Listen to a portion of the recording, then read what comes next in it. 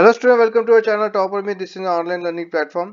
इस वीडियो में हम क्या देखने वाले हैं कि प्रिंसिपल ऑफ सर्विंग क्या होता है। प्रिंसिपल ऑफ सर्विंग में जो आपके दो प्रिंसिपल है वो उसको हम डिटेल में देखेंगे with the help of diagram, और साथ ही में उसका कुछ एक्सप्लेनेशन है और कुछ इंपॉर्टेंट पॉइंट्स है। ठीक है, तो ये सब्जेक्ट जो है सबसे ज्यादा इंपॉर्टेंट बनता है सिविल इंजीनियरिंग में, क्योंकि ये फील्ड वर्क वाला है।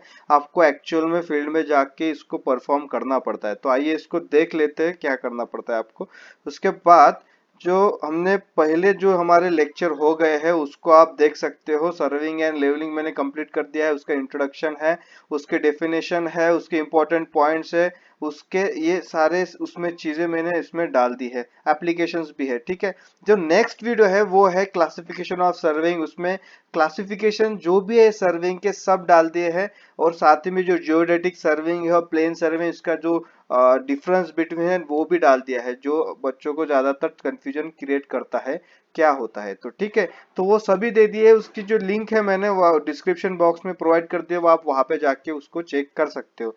तो आइए बढ़ते हैं अभी principle of serving. Principle of serving जो है हमारा, उसमें दो प्रिंसिपल सबसे ज्यादा इंपॉर्टेंट है। वो है, फर्स्ट प्रिंसिपल है to work from the whole to the part. याद में रखिए, होल टू द पार्ट है, कंफ्यूजन मत होना, नहीं तो फिर आप कर दोगे पार्ट टू द होल, उसमें एरर्स आते हैं। क्या एरर्स आते हैं उसको भी हम वन बाय वन करके देख लेंगे। उसके बाद जो है वो है to locate a new station by at least two measurements from fix reference point. ठीक है, दो मेजरमेंट के अकॉर्डिंग इसके हेल्प से आपको तीसरा और या फिर एक नया स्टेशन मार्क करना है। वो कैसे किया जाता है with the help of principle, वो भी हम देख लेंगे। तो आइए सबसे पहला प्रिंसिपल को हम देखते हैं। पहला प्रिंसिपल क्या है देख लीजिए। सबसे पहले पहले प्रिंसिपल के जो इंपॉर्टेंट पॉइंट्स है उसको वन बाय वन करके देख लेते हैं, उसके बाद उसकी with the help of diagram उसको समझ लेंगे। तो सबसे पहले देख लीजिए इसकी इंपॉर्टेंट पॉइंट्स है। पहला इंपॉर्टेंट पॉइंट जो बनता है इसका वो है the whole area is first enclose by main station. आपको क्या करना है, मेन स्टेशन से आपको पूरा एरिया एनक्लोज कर लेना है, उसको बंद कर लेना है। उसको एक कैसे करना है मैं बता देता हूँ, वो हो जाता है आपका कंट्रोलिंग स्टेशन। उसके बाद जब मेन सर्वे लाइंस उसमें डालनी है, आपको मेन सर्वे लाइंस डाल देनी है। उसके बाद जो है आपका एरिया एक बार बन गया, फिर उस एरिया को आपको डिवाइड करना है छोटे छोटे numbers of well condition triangle से। वेल कंडीशन ट्रायंगल से आपको क्या करना है, उस एरिया को डिवाइड कर देना है। वेल कंडीशन ट्रायंगल में हम लेते हैं जनरली इक्विलैटरल ट्रायंगल्स को हम कंसीडर करते हैं। फिर उस ट्रायंगल के हमको क्या निकालना है, एरियाज निकालने हैं। वो कैसे कर किया जाता है मैं आपको दिखा देता हूँ इसमें। ठीक है, उसके बाद क्या करना है आपको, by using standard chain the main survey lines are measured. जो आपको मेजर्ड करने हैं सर्वे लाइंस, और उसके अकॉर्डिंग उसके क्या निकालने हैं, ट्रायंगल की साइड निकालनी है। साइड निकालने के बाद उसका क्या निकालना है, एरियाज निकालना है, फिर आपको फाइनल एरिया मिल जाएगा। तो देख लीजिए इसमें इंपॉर्टेंट पॉइंट क्या बनता है। In this process there is any error in the measurement of any side of a triangle. कोई एक ट्रायंगल है उसकी साइड में अगर कोई एरर आता भी है छोटे वाले में, तो then it will not affect the whole work. वो होल वर्क को अफेक्ट नहीं करेगा। क्यों, the error can always be detected and eliminated. वहां पे हम एरर निकालेंगे, डिटेक्ट करेंगे, एलिमिनेट कर देंगे। ठीक है, तो देख लीजिए किस तरह से ये सॉल्व होता है। मान लो आपका एक एरिया है, ये बड़ा वाला आपका एरिया है। ठीक है, इस तरह से आपका एरिया है। तो आप क्या करते हो, अगर आपने थोड़ा सा उल्टा वर्क कर दिया, इसको कंपैरिजन में बाद में बताता हूँ कि सबसे पहले हमारा जो मेन प्रिंसिपल है उसको ही फोकस करते हैं।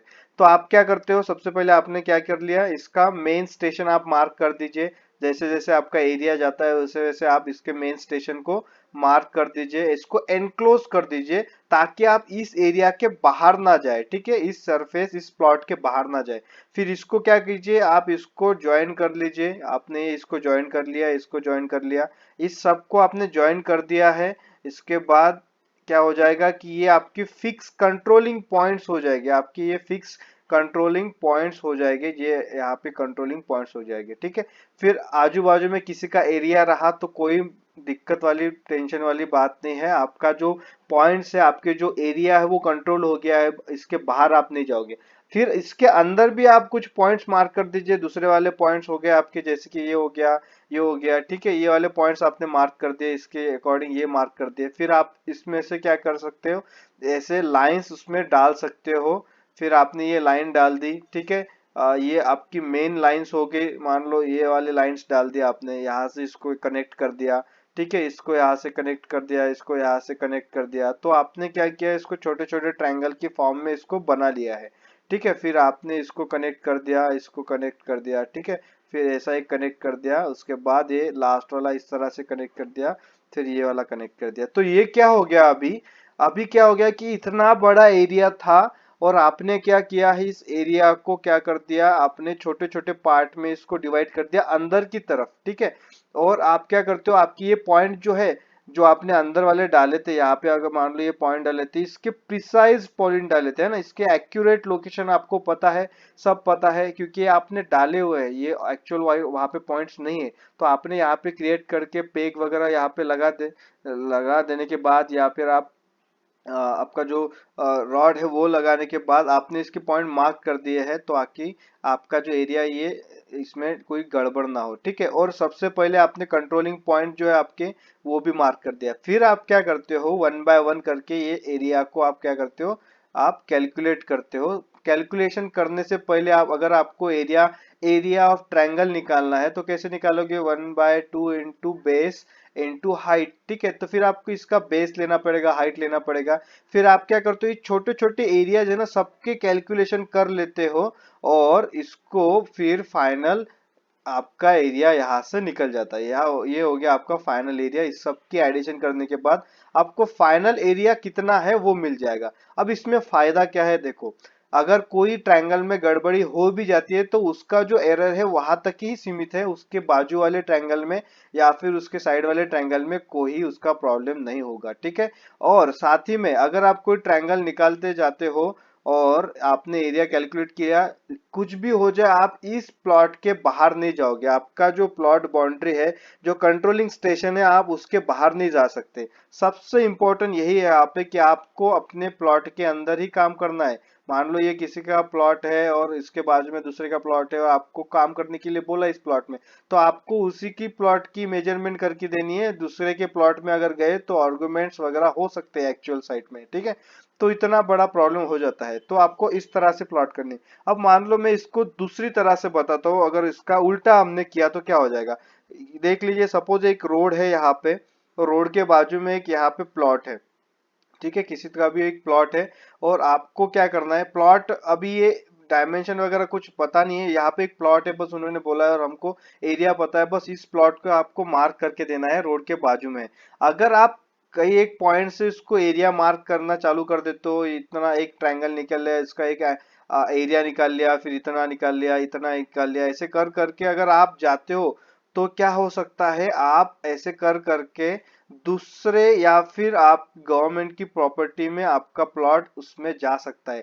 अगर यहाँ से थोड़ा सा भी एरिया आपका थोड़ा एरर आ गया तो एरर मल्टीप्लाई होते जाएगा, और नेक्स्ट लेवल में क्या हो जाएगा, आप प्लॉट के बाहर जा सकते हो, क्योंकि कंट्रोलिंग स्टेशन है ही नहीं, आपने बाउंड्री मार्क कर ही नहीं दी है, ठीक है। तो आपका इस तरह से होगा। मान लो एक दूसरा एग्जांपल देता हूँ। मान लो एक आपका यहाँ पे एक लाइन है, टोटल ये हो गई आपकी, यहाँ पे 0 मीटर है और यहाँ पे आपको 1000 मीटर करके इतना दिया है, और आपने क्या किया, आपको 20-20 मीटर या फिर 30-30 मीटर से आपको यहाँ पे यहाँ तक कि इसको कैलकुलेट करने के लिए बोला है, मतलब ये मेजर करने के लिए बोला है। अगर आपने स्टार्टिंग में अगर छोटे छोटे पार्ट करके आप चले गए 20 में, आपने मार्क कर दिया, अगर इसमें थोड़ा सा भी एरर आ गया, 20.1 हो गया, फिर इसके आगे आप जाओगे, है ना, तो ये 20.1 आगे बढ़ते जाएगा, फिर आपका एरर और आ जाएगा। ऐसे करते करते जब आप कैलकुलेशन दिखाओगे तो वो 1000 के ऊपर रहेगा, 1000 के क्या रहेगा, वो प्लस रहेगा, या फिर अगर छोटी रही आपकी लेंथ चेन की तो ये छोटा हो जाएगा, तो आपका एक्चुअल एरिया यहाँ पे दिखाई नहीं देगा, है ना। तो ये यहाँ पे आपकी क्या हो जाएगी, गड़बड़ हो जाएगी। तो ऐसा होता है, अगर आपने इसको इस तरह से अगर किया, यही मेथड अगर यहाँ पे अडॉप्ट की, तो आपका एरिया मल्टीप्लाई होते जाएगा और सबसे बड़ा एरर आपको देखने को मिलेगा फाइनल में। तो अगर आप शुरुआत में ही, जैसे मैंने ये बताया था, अगर एक बड़े एरिया को छोटे एरिया में डिवाइड करते हो, फिर उसका कैलकुलेशन करते हो, अगर मान लो किसी एक ट्रायंगल में प्रॉब्लम आ गया, तो आप उसका एरिया निकाल के एलिमिनेट करके वहां पे ही उसको फाइनलाइज कर सकते हो, फिर आपके बड़े वाले एरिया में उसका प्रॉब्लम नहीं होगा, और साथ ही में आपका जो प्लॉट है दूसरे प्लॉट में आपकी मेजरमेंट नहीं जाएगी। इतना इंपॉर्टेंट होता है ये प्रिंसिपल ऑफ सर्विंग का सबसे पहला प्रिंसिपल, ठीक है। अब क्या है, अगर आपको इसके ऊपर नए वाले और भी कुछ वीडियो चाहिए, जैसे कि ट्रायंगल के बारे में हो गया, वेल कंडीशन ट्रायंगल हो गया।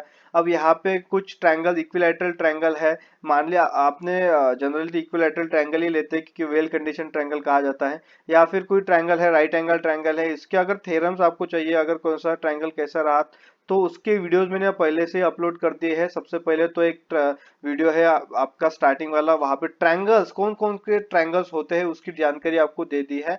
छोटा सा वीडियो देख लीजिए, उसको अटेंड कर लीजिए। उसके बाद ट्रायंगल का एरिया निकालने के फॉर्मूलाज है। उसके बाद अगर तीनों भी साइड आपको पता है तो हेरॉन्स फॉर्मूला से वो निकाला जाता है, तो वो भी आप वहां पे विजिट करके उसको देख सकते हो। उसके बाद 30 60 90 इसका थ्योरम दिया है मैंने, 45 45 90 का भी थ्योरम दिया है, पाइथागोरस थ्योरम भी मैंने दे दिया है। आप सभी को विजिट कर सकते हो, देख सकते हो, आपका कॉन्सेप्ट क्लियर कर सकते हो, ठीक है। आइए बढ़ते हैं नेक्स्ट प्रिंसिपल की तरफ। नेक्स्ट प्रिंसिपल में क्या है, एक स्टेशन आपको मार्क करना है दो फिक्स्ड पॉइंट को लेके।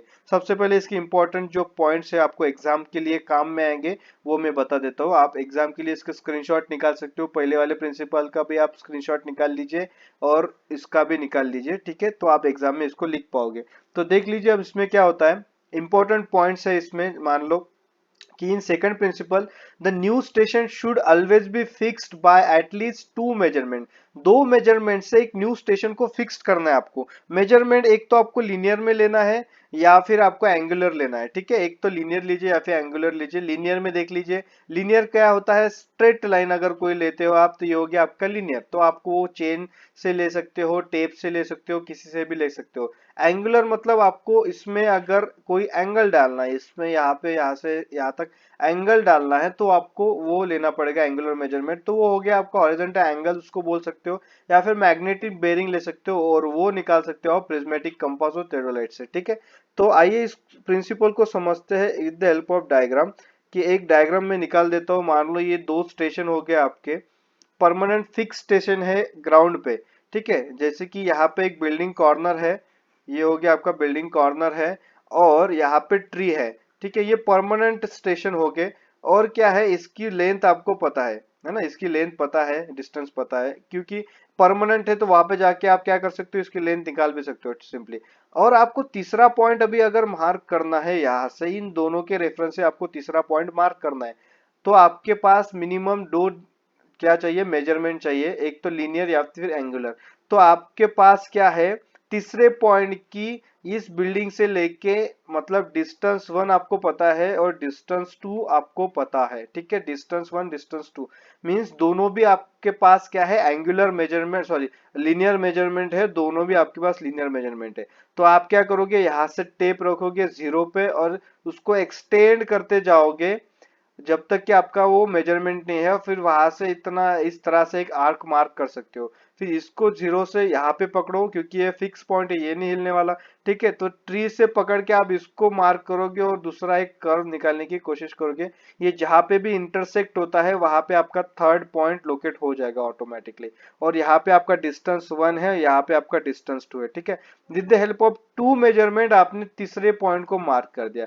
सिमिलरली अगर कोई आपके पास एक मेजरमेंट है और एक एंगल है, ठीक है, दो मेजरमेंट में क्या है, एक डिस्टेंस है, दोनों का डिस्टेंस, एक डिस्टेंस है आपके पास और एक एंगल है। तो आप क्या करते हो, एक एंगल है ना, तो यहाँ से आपने बेरिंग ले ली और यहाँ से आपने थ्योडोलाइट से एंगल एक्स्टेब्लिश करते हैं। मान लो 30 डिग्री एंगल है आपके पास, तो 30 डिग्री एंगल में आपने लाइन इससे खींच दी और यहाँ पे 30 डिग्री एंगल यहाँ पे डाल दिया, ठीक है। ये पॉइंट यहाँ पे स्टेशन मार्क करना पड़ेगा आपको और यहाँ से थ्योडोलाइट से आपको क्या करना है, 30 डिग्री यहाँ पे हॉरिजॉन्टल एंगल डाल देना है। फिर यहाँ से आपको डिस्टेंस पता है तो डिस्टेंस जितना है उतना ले लीजिए और जहां पे ये क्रॉस करता है वहां पे क्रॉस कर दीजिए यहाँ पे। तो आपका ये थर्ड पॉइंट, मान लो ये सी वाला पॉइंट आपको यहाँ पे मिल जाएगा, है ना। ये डिस्टेंस के हिसाब से ले लिया और ये क्या किया आपने, एक एंगुलर मेजरमेंट से ले लिया। और थर्ड केस में क्या होता है, मान लो कि एक आपका ये दो पॉइंट है, ये ए हो गया ये बी हो गया, और दोनों ही पॉइंट के आपके पास एंगल्स है। तो आपने एक एंगल ऐसा डाल दिया, दूसरा एंगल ऐसा डाल दिया जहां पे क्रॉस हो जाता है। जैसे मान लो कि ये 30 डिग्री एंगल है यहाँ से और यहाँ से 32 डिग्री एंगल है, ये आपने डाल दिया, ये तीसरा पॉइंट यहाँ पे मार्क हो जाता है। तो ये तीन डिफरेंट केसेस मैंने बता दिए। अगर आपका न्यू स्टेशन में आपको मार्क करना है विथ रेफरेंस, आपको लेना है 2 रेफरेंस पॉइंट से। ये रेफरेंस पॉइंट हो गए और 2 मेजरमेंट्स हो गए, ठीक है। एक तो एंगुलर लीजिए या फिर आपको एक लीनियर लीजिए, तो ऐसे ये मार्क हो जाते हैं। इतना सिंपल है ये, ठीक है। तो प्रिंसिपल ऑफ सर्विंग यहाँ पे खत्म होता है, आपको मैंने प्रोवाइड कर दिया है। जैसे कि ये अगर इसका आपको स्क्रीनशॉट निकालना है तो मैं इसको रब कर देता हूँ आपके लिए, इसका स्क्रीनशॉट निकाल लीजिए, बुक में इसको कॉपी कर लीजिए, एग्जाम से पहले इसको पढ़ लीजिएगा, एक बार फिर से इस वीडियो को देख लीजिएगा, आपके काम आ जाएगा। इसके बाद इस वीडियो को भी अटेंड कर लीजिए, देख लीजिए क्या क्या है इंपॉर्टेंट, और इसके बाद इस पॉइंट को भी आप लिख लीजिए, उसके अकॉर्डिंग आप डायग्राम भी निकाल सकते हो, ठीक है। तो इतना सिंपल है। नेक्स्ट जो वीडियो आने वाला है वो है important unit and it's conversion. इसके जो इम्पोर्टेंट यूनिट है उसके कन्वर्जन है, उसके सर्विंग में सबसे ज्यादा इंपॉर्टेंट है। आपको क्या 1 सेंटीमीटर इक्वल टू 10 mm और कितना मीटर होता है वही है पता, ठीक है। उसके बाद उसमें जो इंपॉर्टेंट है कि कितना यार्ड होता है, कितना किलोमीटर, कितना माइल, कितना नॉटिकल माइल, कितना फरलॉन, कितना कथक हो जाता है, ठीक है। ये सब है दिया हुआ, तो नेक्स्ट वीडियो में आपको ये सब कुछ मिल जाएगा। तो इसी तरह से इस चैनल पे आपको वीडियोस मिलेंगे जो कि एजुकेशनल वीडियोस है, प्योरली आपको सब एजुकेशन कॉन्सेप्ट क्लियर हो जाएंगे। तो आपको क्या करना है, चैनल को लाइक शेयर और सब्सक्राइब कर लीजिए, आपके जो ग्रुप हो गए उसमें उसको सेंड कर दीजिए, ठीक है। तो आप इतना सारा प्यार इस चैनल के लिए दिखा सकते हो। तो thank you so much for loving me, thank you so much for your love and support, God bless you.